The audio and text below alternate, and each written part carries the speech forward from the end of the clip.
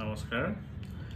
আজি আমি এটা এনেকুৱা বিষয়ৰ ওপৰত আলোচনা কৰিব ওলাইছোঁ যিটো যোৱা কেইবাদিনো ধৰি আমাৰ মনত খুব দুখ দিছে। যোৱা 2-3 দিনমান আগতে কলকাতাৰ এজনী ছোৱালী ডক্টৰক কেইজনমান মানুহে অমানসিক অত্যাচাৰ কৰি হত্যা কৰিছে। আমি ইয়াক তীব্ৰ গৰিহণা দিছোঁ আৰু ই সমাজৰ অৱক্ষয়ৰ এটা স্বৰূপ উদঙাইছে। আমি আজি স্বাধীনতাৰ ইমান বছৰ পিছতো আমি যদি আমাৰ নিজৰ ছোৱালী বা নিজৰ ভগ্নীসকলক সুৰক্ষা দিব পৰা নাই, তেতিয়াহ'লে আমি স্বাধীন দেশৰ নাগৰিক বুলি ক'বলৈ সঁচাকৈ লজ্জিত হৈছোঁ। আৰু এই ফেইলৰটো অকল এজনী ডক্টৰনীৰ লগতে হৈছে যে এনেকুৱা নহয়, তেনেকুৱা সমাজৰ অগণন ছোৱালী আছে যাৰ ঘটনা হয়তো সমাজৰ আগত অহা নাই। সেয়েহে আমি সকলোৱে এইটো কথা উপলব্ধি কৰা উচিত যে আমি আমাৰ ছোৱালীসকলক সুৰক্ষা দিয়া উচিত আৰু তেওঁলোকে যাতে সমাজত ভালকৈ জীৱন যাপন কৰিব পাৰে তাৰ কাৰণে ব্যৱস্থা লোৱা উচিত।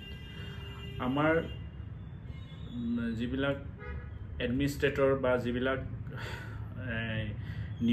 যিবিলাকে নিয়ম বনায়, তেওঁলোকে এনেকুৱা কিছুমান ষ্ট্ৰিক্ট নিয়ম বনাব লাগে যাতে এনেকুৱা জঘন্য কাণ্ড যিসকলে সংঘটিত কৰে তেওঁলোকক ৰাজহুৱাকৈ মৃত্যুদণ্ড দিয়াৰ ব্যৱস্থা থাকিব লাগে আৰু এনেকুৱা ভয়ানক শাস্তি দিব লাগে যাতে এনেকুৱা কাম কৰিবৰ কাৰণে কোনেও কেতিয়াও সাহস কৰিব নোৱাৰে। কাৰণ ইয়াৰ আগতো কেইবছৰমান আগত আমি দেখিছিলোঁ যে দিল্লীৰ নিৰ্ভয়া কাণ্ড সংঘটিত হৈছে। তাৰ মাজে মাজে আৰু কিছুমান এনেকুৱা ঘটনা আমি শুনিবলৈ পাওঁ। এখন সভ্য সমাজৰ কাৰণে এইটো এটা খুব লজ্জাজনক ঘটনা। ইয়াক আমি তীব্ৰ ভাষাৰে গৰিহণা দিছোঁ আৰু আমাৰ মেডিকেল এছ'চিয়েশ্যনৰ ফালৰ পৰা আমি এদিনৰ OPD বৰ্জন কাৰ্যসূচীও পালন কৰিছোঁ। লগতে ছোৱালীজনীৰ মাক দেউতাকক কেনেকুৱা ফিল কৰিছে ক'বলৈ ভাষা নাই, তেওঁলোকক সমবেদনা জনাইছোঁ। আৰু আমাৰ সমাজত এনেকুৱা ধৰণৰ ঘটনা সংঘটিত কৰা পাষণ্ডবিলাকক বিচাৰি উলিয়াই যাতে আমি চিনাক্ত কৰি তেওঁলোকক মৃত্যুদণ্ড বিহিব পাৰোঁ, তাৰ কাৰণে আমি সমাজত এখন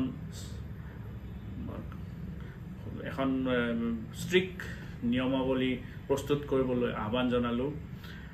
আৰু কি ক'ম, আৰু বেছি ক'বলৈ ভাষা নাই। আমি ইমান দুখ পাইছোঁ যে এনেকুৱা ঘটনাই সমাজত আমাৰ অস্তিত্বকে বিপন্ন কৰি তোলে আৰু ভৱিষ্যতে যাতে এনেকুৱা ঘটনা সংঘটিত নহয় তাৰ কাৰণে ভগৱানৰ ওচৰত প্ৰাৰ্থনা কৰিলোঁ।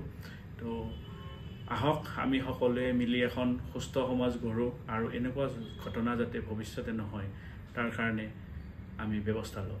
ধন্যবাদ।